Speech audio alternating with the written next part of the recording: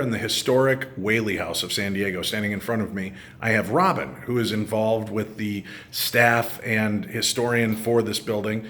Robin, you've had a lot of experiences, and you were telling me off camera that you had an experience with a full-on apparition in the Whaley House. Yes, I did. Would you tell me about that, please? It was in 2005. It's the only one that I know for a fact that I've seen. It caught me off guard. It was about 9 in the morning, and I had come into the museum and gone into what is the general store area, and we have a closet there where we kept extra supplies, and I went into the closet to retrieve something from there, and as I shut the door, a man walked right past me into the doorway into the dining room, which is about 4-foot distance.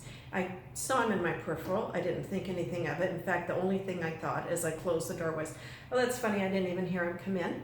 And then I went and put down what I was retrieving, and as about a minute or two ticked by before I started realizing something was wrong with what I'd seen, because our brains are processing data all the time, and there was something not adding up right. And then I thought, why didn't I hear him? Because I expected that it was my coworker, who we all wore period clothing at that time. And I thought, well, I should have heard a lot of things. I didn't hear the bell on the door. At the time we had a bell on the door that would ring, so we knew if staff came in. And if we were upstairs or something, we could hear that door open. And I didn't hear a key in the lock, I didn't hear the bell, I didn't hear the door close, and the man had hobnail boots, period reproduction boots, and clunk, clunk, clunk, clunk, clunk.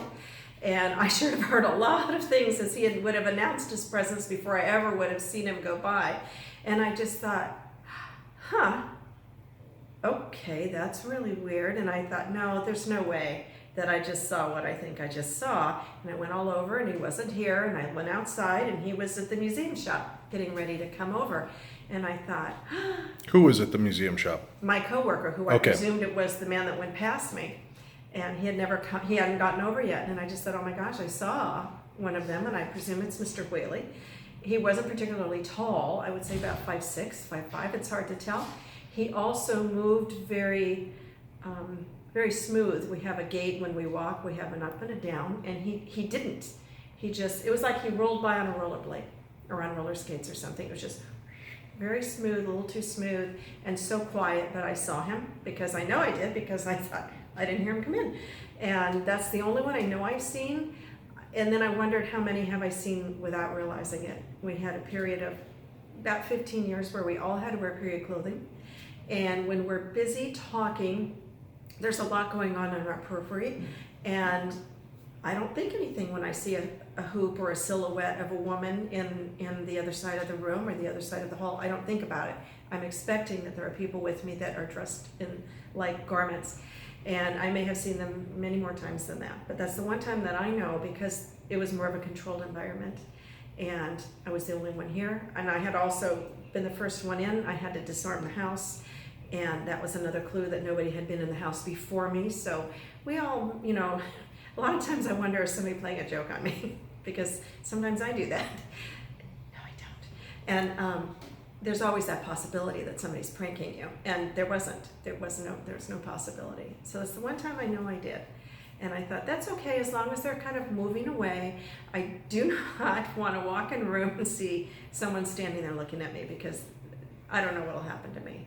I might wind up being here a lot longer than I was planning, and I don't want to, have heart failure or something.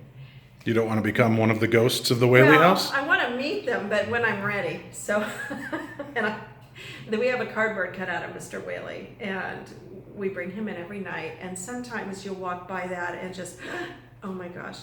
And he's there, and it still gets you. So if I saw something beyond that, I don't know how I would receive it. Our paper doll is enough. The Whaley House. If people want to come visit, how do they get in, and where do they find more information? We're located in Old Town San Diego, and you come right to our museum shop, which is just adjacent to our museum. It's a gold cottage with a fancy red and white striped roof, and we sell admission there. We're open daytimes from 10 to 4:30 p.m., and we are open evenings from 5 p.m. till 9:30 p.m. on Saturdays. Different times for different days. Summer, we're open 7 days a week, 7 nights a week. It's not too hard to get in here.